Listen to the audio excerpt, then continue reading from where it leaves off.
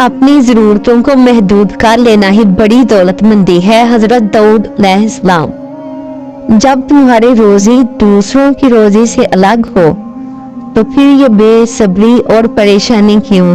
حضرت داؤد علیہ السلام: سچے کا تھوڑا سا مال جھوٹے کی بہت ساری دولت سے بہتر ہے۔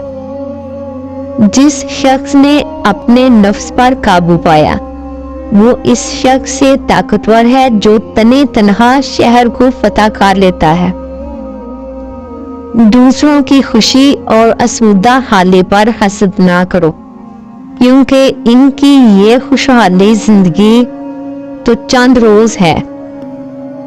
کتنے تندرست جسم، خوبصورت چہرے اور شیریں کلام کرنے والی زبانیں کل جہنم کے طبقات میں پڑے چیخ رہے ہوں گے۔ جہالت لڑکوں کے دل سے وابستہ ہے، مگر تربیت کی چھڑی اس میں سے اسے دور کر دے گی۔